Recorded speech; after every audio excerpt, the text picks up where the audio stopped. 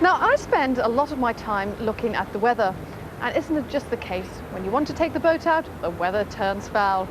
Now, it was on one of those ghastly days that our crew caught up with some 140 cadet dinghies crewed by children, some of them as young as 7 years old. Cloudy, showery weather continuing in many places, and certainly all northern and many eastern areas of Britain. A lot of showers streaming down on the wind. Humber, Thames, Dover, white. Westerly veering northwesterly 6, occasionally gale 8 at first. Showers, good. Every year a motorised migration converges on the Essex coastline. It's a pilgrimage for parents and children alike, with one common interest: the veteran cadet sailing dinghy. A campsite springs up overnight as soon as the school summer holidays start. It looks more like a hippie commune at Stonehenge than the luxurious headquarters of the sponsored stars of yachting. The children, some as young as 7 years old, pit their wits against each other and the weather. Can I go and ask my mum what the weathercast was? Yeah, okay. But a typical British summer has its problems. Well, it's bearable, but one wouldn't choose to arrive in rain and gale force conditions. They've done their best.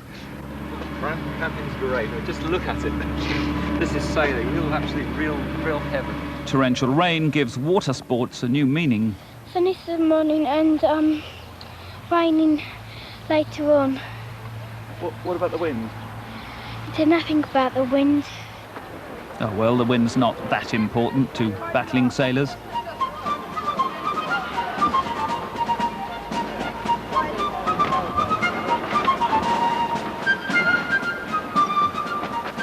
They all seem strangely unworried by the weather forecasts. Well, I'm actually enjoying it because I get better in strong winds and you cream it down the runs and the reaches.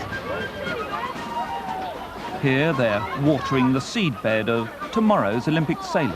Yes, there have been several that have come out of the class, come through to win internationally. The best names, I suppose, recently are Keith Mustoe and Cudmore, of course, and Rodney Patterson, who is twice gold medalist at the Olympics. And they learnt the basic principles and art of sailing in cadets.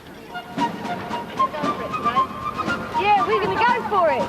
Da-da-da! Oops!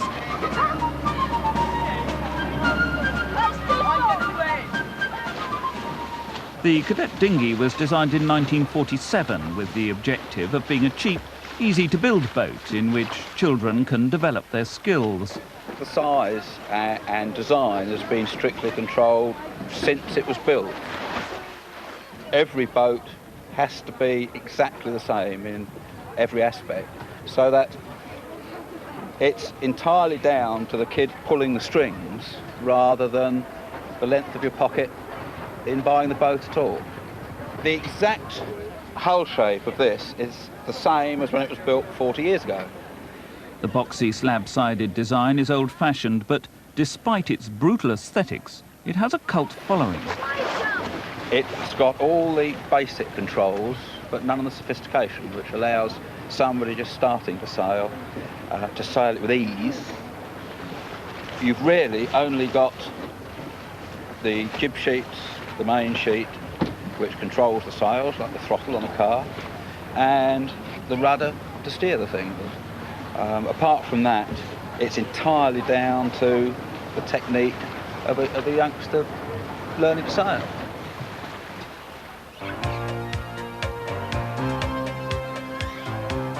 Anybody who's ever struggled with the difficult job of getting a sailing dinghy afloat from a slipway will sympathise with the organisers. Twice a day, they get 120 dinghies afloat at the rate of 1 every 15 seconds. The trolleys that get taken from this side over to the dinghy park and stacked. And when you've got 120 trolleys, we have help with a lot of parents with doing that, stacking in an orderly sort of fashion. We don't worry which trolley goes with which boat. So it's a matter of just taking them out, and when they come back, putting them under each boat. And how long to launch the fleet?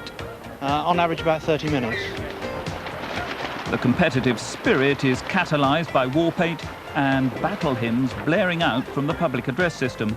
And if one of the young competitors has a birthday, he gets special treatment.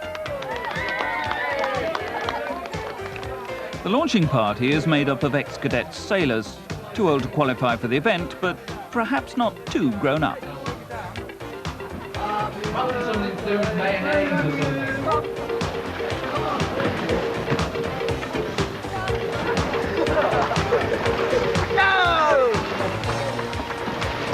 Let's hear it for the boys, boys!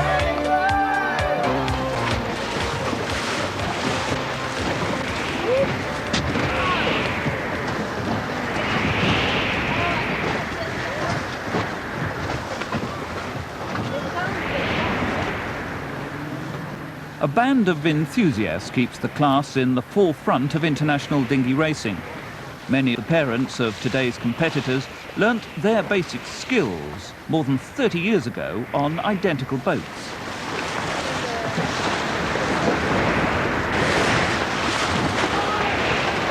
The cadet is part of sailing's folklore. It's as important to the competitive sailor as the tiger moth is to the aviator.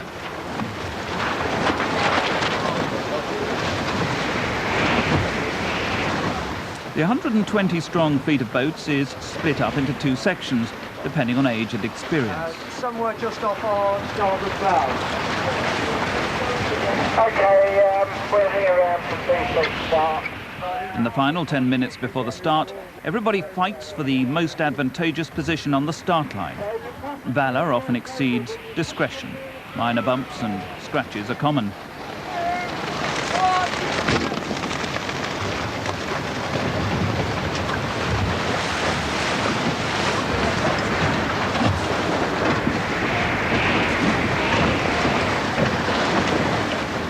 The fleet fights its way in a series of zigzag manoeuvres into the wind.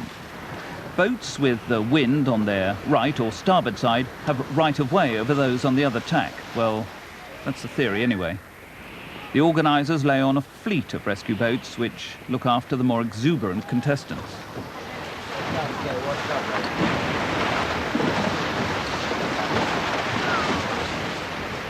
The first leg of the race ends at a mark in the main channel. It says a lot for the skill of the children and the dedication of those who train them that anybody succeeds in getting to the first mark.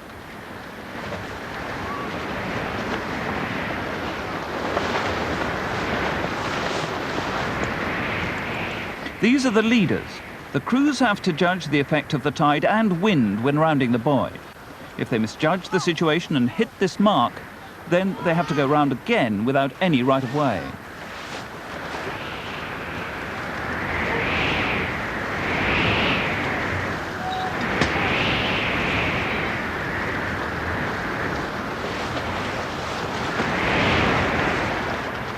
The crew falls off the third-placed boat. What frustration when you're up amongst the leaders. Places are being lost by the second. This is character building the hard way. Those who make it round the mark shoot off downwind with the tide to help them. Spinnakers are hoisted and the fleet charge away in a barely controlled run. This is one of the most difficult points of sailing in a strong wind, and not everybody gets it right.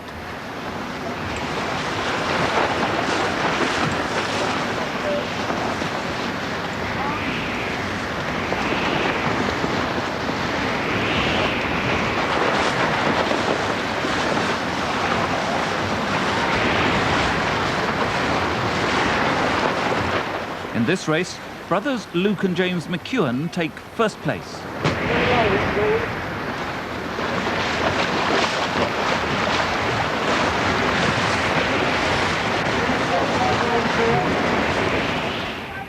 It's been a test of survival, and you have to marvel at the endurance of children in conditions like this.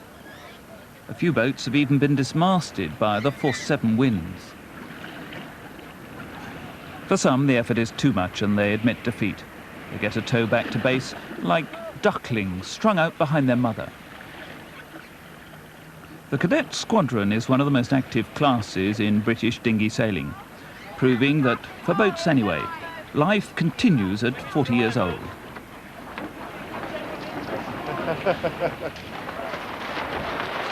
In conditions like this, why do it at all? Fun. Sailing is fun. That's what we keep saying to ourselves when we're out there, when you're doing it. I think the kids really enjoy themselves. They've come back absolutely knackered, and they'll be out in the disco tonight, or they'll be in playing football and things like that. They'll get the energy back. Put them in dry clothes, and they'll be there again tomorrow morning. And what do the children think? I hate it from now on. You could be forgiven for thinking that they'd probably had enough of the water. What was it like?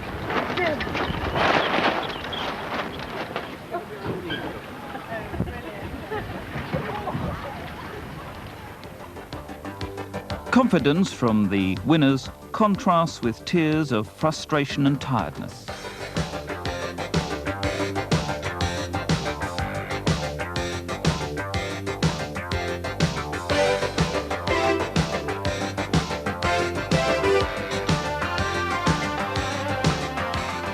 At first sight, plywood seems a very out-of-date material to use in the construction of boats, but it has one advantage over fiberglass. It's quick and easy to repair. Minor collisions and even major casualties happen from time to time, but nothing seems to stop the racing. Yeah, the maker, Ron Beasley, is going to patch it up with some tape and stuff. The competitors will be back in tomorrow's racing, thanks to the all-night work of boat builder Ron Beasley. That's all part of the exercise, isn't it? Get them back on the water. That's what we've been doing all the week. I've always done Tuesday, though. But we still have to, you know, it's got to be patched up. Now it's got to be repaired. And he's the leading boat in the B fleet, so there's no way we can let him not sail, is there? Was it your boat that lost the mast? Yeah. What actually happened? Well, the shrouds came undone, and it just fell down. The same rules apply to dinghy sailing at this level as they do to any Admiral's Cup contender. With this number of boats on the water, accidents do happen. It's in the protest room that the rights and wrongs of the day are examined. Consider your application. If you just like to wait outside and talk about it. You will keep that for Yes, please. We'd like to just... Okay. There's been an international incident out on the water today.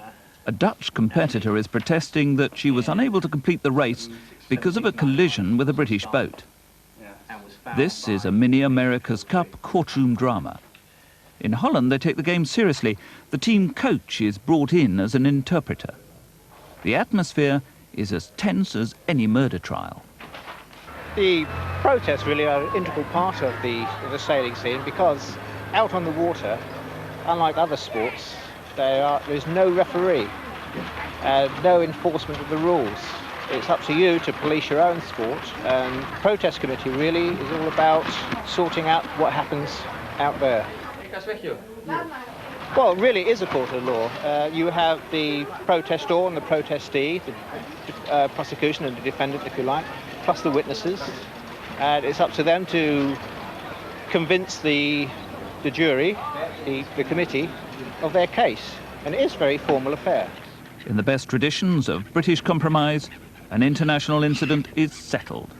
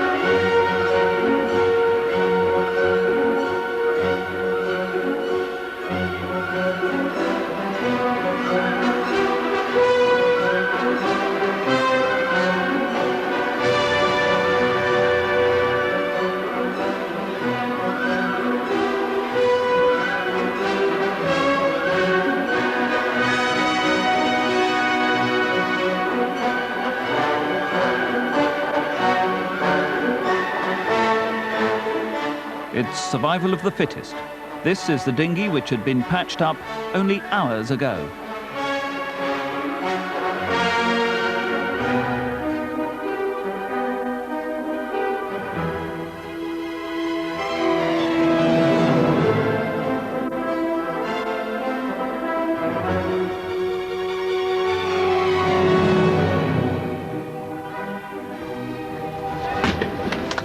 Today's winners are Ben Vines and crew Alistair Leslie.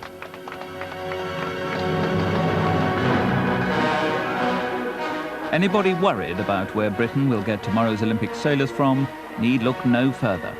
Children from 7 to 16 gave a remarkable display of talent in appalling conditions. And the youngest crew was in the A fleet. He was crewing in 7006, and it's Nicola Wood, who's 7 years and comes from Stone Sailing Club.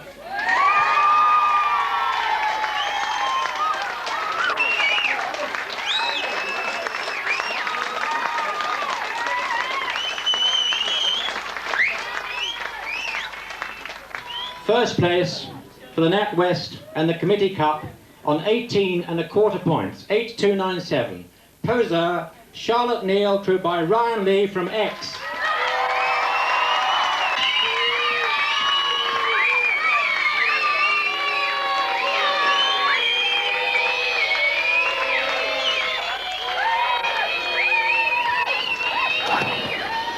And for those who fail to win a cup, there seems only one honourable way out. Funny really, you'd have thought they'd have had enough of the water by now.